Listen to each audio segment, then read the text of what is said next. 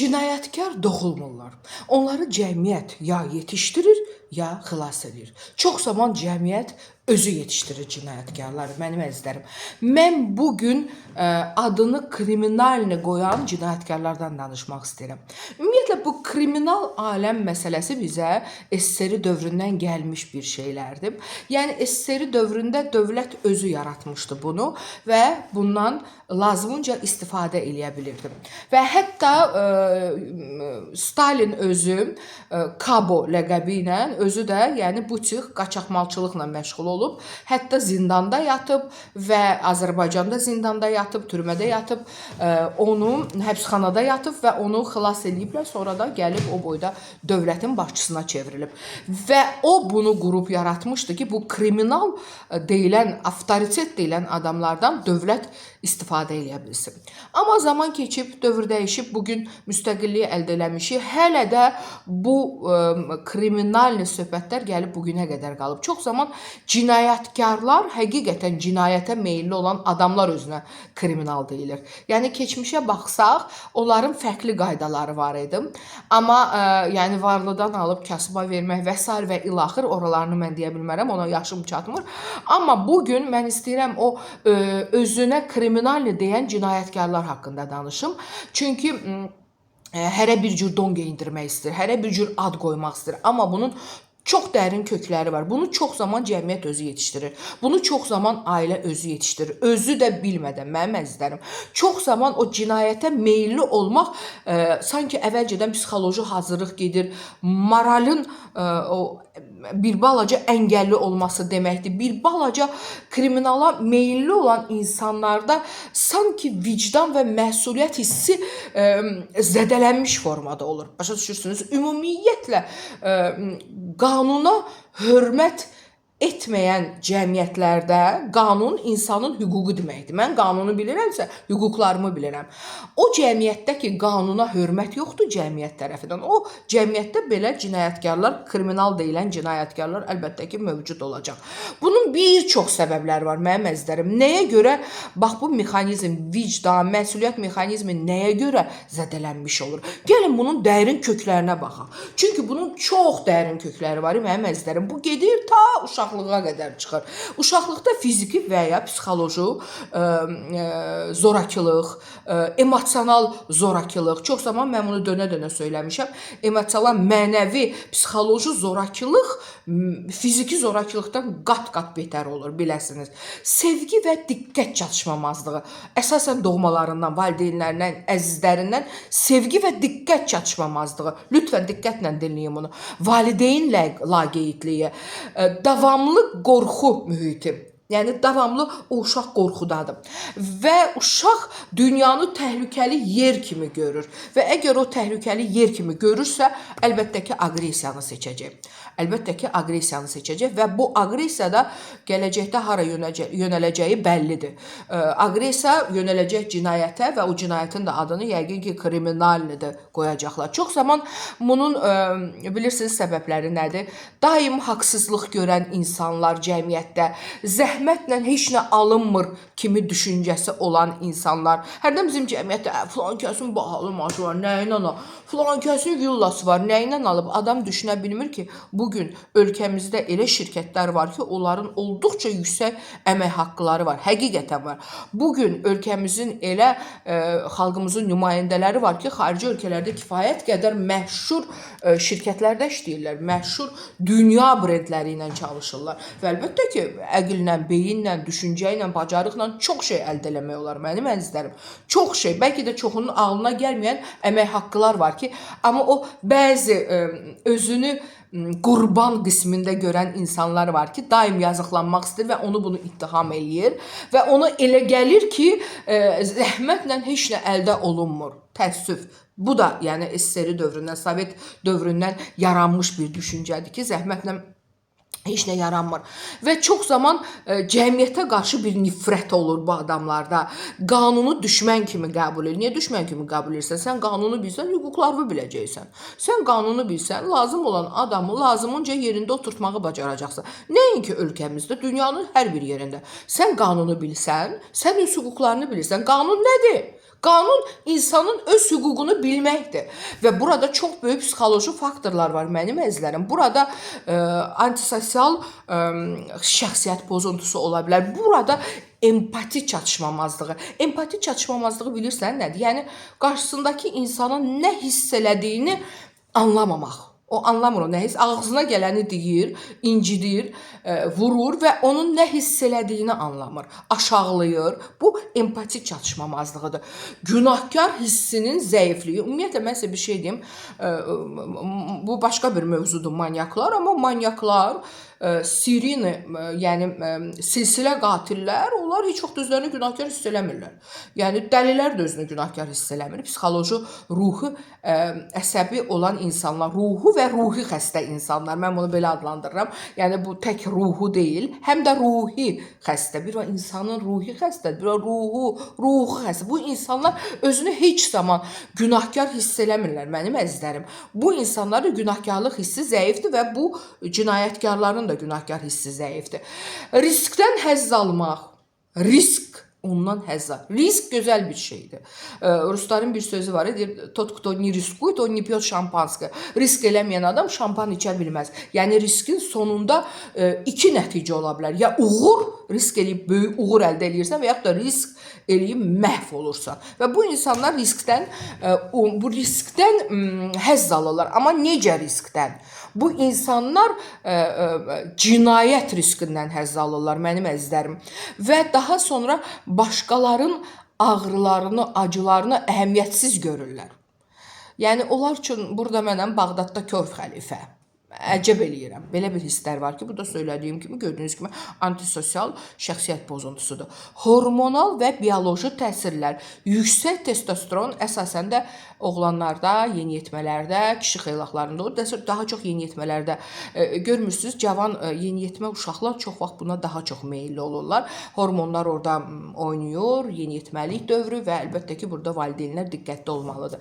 Dopamin asılılığı, risk, həyəcan, bu həzv, risk, həyəcan istəyirsən, nə bilim, get paraşütdən tullan.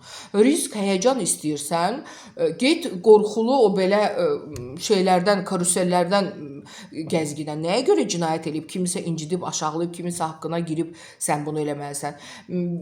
Bir zamanlar kriminallar haqqa girənin haqqından gəlirdilər. Son zamanlar belə cılız, xırda-xuruş, balaca uşaqlar da görürsən ki, cinayətə meyillidir. Ona gəlir ki, bunu eləməklə özün bir zat hesab eləyəcək. Cinayətkar. Mənim əzmim heç də elə deyil. Və söylədiyim kimi beynin ön payının zəif inkişafı. Yəni beynin ön payı zəif inkişaf eləyirsə, burada impuls zəifliyi olur və impuls zəifliyi olursa nəzarət zəif olur. İnsan özü-özünə nəzarət eləyə bilmir. Zaten mən hər dəfə nəzarətdən danışıram. İnsanın özünün özünə nəzarəti olsa, hər şeyə nəzarət eləyə biləcək. Və mühit, kriminal ailə, kriminal məhəllə, bir zamanlar var idi də, yadınızdadırsa, kriminal məhəllə kimi sayılırdı, Papanin. Yəni bir zamanlar var idi, artıq oraların hamısını söküblər, gözəl binalar tikiblər, gözəlliklər yaradıblar. Amma bir zamanlar var idi, hələ də o düşüncə qalır bir çoxlarında. Amma müasir dövrdür, bugün texnologiyalar əsridir, bugün ağıl əsridir, beyin əsridir. Bugün texnologiyalar o qədər sürətlə inkişaf edir ki, cəmaat robotla söhbət edir, evinə qulluqçu götürür, kriminal olub nə edəcəksən ki sən? Və risk istəyirsən, bir kəşf elə, bir yenilik elə, onun həzzini yaşa. Daha sonra qaydalara hörmətsizlik. Mənim əzizlərim. Daha sonra cinayətkar qəhrəman kimi təqdim oluna bilər. Məsələn, bilmirəm, bir də görürsən ki, bir qadını bir kişi öldürüb, keçmiş həyat yoldaşını öldürüb, cəmiyyət onu alqışlayır, əhsən sənə, yaxşı qadını öldürməzlər, haqqın halaldır sənə, namus üstü öldür, bu cinayətkardır. Bunu niyə qəhrəman kimi qaldırırsınız ki? O qadının nə eləməyindən asılı olmayaraq heç kim ixtiyar verməyib ki, kiminsə həyatına son qoyasan. Sən bir qarışqanı, bir tozu torpağı yarada bilməyənsən, Allahın yaratdığı bəndəni necə öldürə bilərsən və onu necə qəhrəman eləyə bilərsən? Sən necə bir insanın ömrünə son qoya bilərsən? Sən kim olursan ki, insan ömrünə son qoyasan və sonra cəmiyyət onu alqışlayır. Əhsən, yaxşı eləyib öldür. Niyə? Və yaxud hətta bir-iki kişi dalaşıb, biri-birini vurub öldü, deyirlər, bir işi olmasaydı, bir zibilə olmasa onu öldürməzdi. Ay kişi, nə zibildən danışırsan? Hər nədə qanun var, qayda var. Öldürmək nə demək? Yəni cəmiyyətin o cinayətkarı qaldırıb qəhrəman eləməyim. Mənim əzizlərim, bu da əlbəttə ki, öz təsirini göstərir. Bir də dost çevrəsi, insanın dostlarım. Dost çevrəsi cinayəti normallaşdırır. Yəni elə belə deməyiblər də, mühit insanı çox zaman doğulduğun, böyüdüyün ailə, əgər o yaraların o ailədə çoxdursa, sonradan da bərbad mühitə düşürsənsə, sən heç cürə özünü toparlayıb formalaşdıra bilməyəcəksən. Yox, əgər doğulduğun, böyüdüyün ailə normaldırsa, sənə yaralar az vurubsa, əlbəttə ki, sən hər hansı bir mühit olursa olsun, sən o mühitdən normal çıxacaqsan. Alnı açıq, üzü ağ. Və bu insanların mən tipik xüsusiyyətlərini sizə söyləmək istəyirəm ki, bu cinayətkarlar, bunlar cinayətkarlardır. Yəni bunlar yəni qarışdırmayın, fərqli məfhumlardır. Bu cinayətkarlar tez özündən çıxır, tez əsəbləşir, tez qaydalara hörmətsizlik eləyir, manipulyasiya bacarığı var. O insanı çox gözəl manipulyasiya eləyə bilir ki, onu vura bilsin. Yəni mənəvi və fiziki zərbəsini vura bilsin. O insanı ona doğru manipulyasiya eləyir. Daha sonra özünü həmişə haqlı görür. Vicdan yoxdur axı. Vicdan və məsuliyyət olmayan yerdə insan özünü daima haqlı görəcək. Ona görə gəlir, mən düz elədim. Nə desən deyəcək, düz elədim. Əlbəttə ki, hər bir insanın öz həqiqəti var, amma ümumi bir qanunlar çərçivəsində həqiqətlər var ki, o insan o qanunlara hörmət eləmir və özünü hər şeydə haqlı bilir. Və ən əsası vicdan əzabı yaşamır. İnsan bir qarışqanı belə tapdalayanda, küçədə pişiyin ayağını tapdalayanda gəlirsən evə onun vicdan əzabını çəkirsən. Amma bu tip insanlar, bu cinayətkarlar heç vaxt vicdan əzabı çəkmirlər. Etdikləri hər şeydə özlərini haqlı görürlər. Kimisə haqqına girsə, kimisə öldürsə, vursa, aşağılasa, nə bilim, çox şey eləyə bilərdi. Cinayət sözü çox genişdir, cinayətkar da. Və hər nə etsə belə o özünü haqlı görəcək, mənim əzizlərim. Bu insanlar ümumiyyətlə kriminala meyl eləmək, cinayətkar olmaq demək deyil. Yəni kriminala meyl eləmək və cinayətkar olmaq bu fərqli şeylərdir. Sən kriminala meyl eləyə bilərsən, kinolara baxa bilərsən. Bugün bilirsiniz, bir çox filmlər çəkilir. Türkiyə serialları var ki, çox yüksək reytinqlər verirlər. Mən özüm də baxırdım. Eşqiya dünyaya hökmdar olmaz. Çox güclü reytinqlər verirdi. Hal-hazırda da səhv eləmirəmsə Əşraf Rüya çəkilir. Azərbaycanda da bir ara çəkmək istədilər. Dünya səviyyəsində belə kriminal filmlər çəkilir və bunlar çox böyük maraq yaradır. Ora meyl eləmək, ona baxmaq sənin cinayətkar olmağın demək deyil. Amma bir də var ki, sən konkret cinayət törədirsən. Sən ölkə dövlət qanunlarını pozursan. Bu qanunlarla yanaşı insan haqlarını, insan hüquqlarını, öz hüquqlarını pozursan, anlamadan və özünü haqlı sayırsan. Bu artıq cinayətkardır, mənim əzizlərim. Və bunu əlbəttə ki, dəyişmək olar. Bunu müalicə eləmək olar. Yetər ki, anında, zamanında bunu anlayasan. Yetər ki, o uşaqlıqdan, məsələn, mənim bir dəfə bir balaca uşaqların bir məclisi idi. Mən də ora dəvətli idim. 8-ci ya 9-cu sinif uşaqları idi və mən orada gördüm ki, onlar Doля Varovskoy mahnısı, belə bir mahnı var. O mahnıya qulaq asırlar. Kriminal mahnılara qulaq asırlar və onu oynayırlar, rəqs edirlər. Anaları da onlarla rəqs eləyir. Düşünə bilirsiniz, mənim əzizlərim. Analar uşaqlarla bunu mən belə şok vəziyyətində baxdım. Dedim, bizim uşaqların sevdiyi 2 ana, 2 oğlu ilə o mahnını oynuyordu. İnanın. Və nəticədə sonradan eşitdim ki, o ananın birinin oğlu bir qız uşağının şəklini götürüb sinif yoldaşının başını qoyub, bədəni lüt qız şəkli yapışdırıb hamıya yayıb, böyük problem yaranıb həmin məktəbdə uşağı.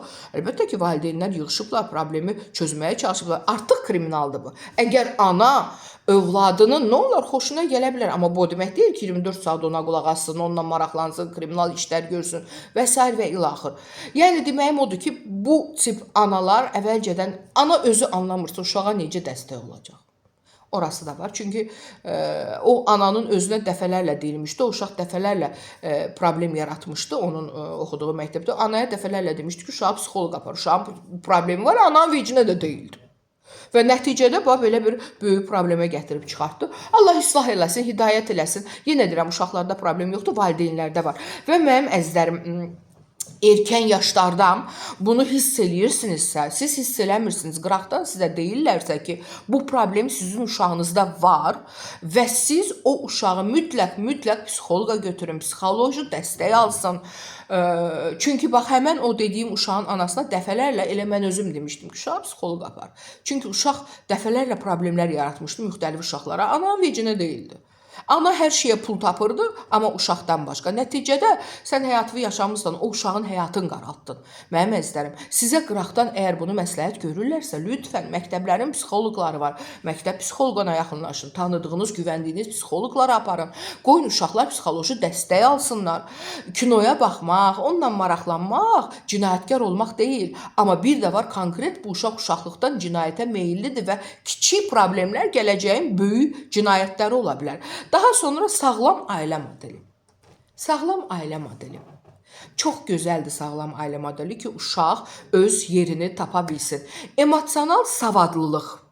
Yəni, emosional savadlı, dünya görüşü olan bir ailədə bu problemlər olmayacaq. Onlar uşağını idmana yönəldəcək. Onlar uşağını, məsələn, həmin bax o valideynə dəfələrlə demişdim ki, uşağı idmana yönəldin. İdmana yönəltmək olar. O uşaq içinin o yaş dövründə olan onun testosteron yüksəkliyini o idmana yönəldə bilər. Aqressiyasını orada çıxarda bilər. Rəqsə yönəldin. Yəni uşaqlarınızı uşaqlıqda müxtəlif bax belə idmana yönəldin, rəqsə yönəldin, rəsmə yönəldin. Bilmirəm, amma o uşağın sevdiyi nəyəsə yönəldin ki, o uşaq boş bekar qalıb cinayətə meyl eləyib cinayətkarlara qoşulmasın. O uşağın gələcəyini qaraltmayın, mənim əzizlərim.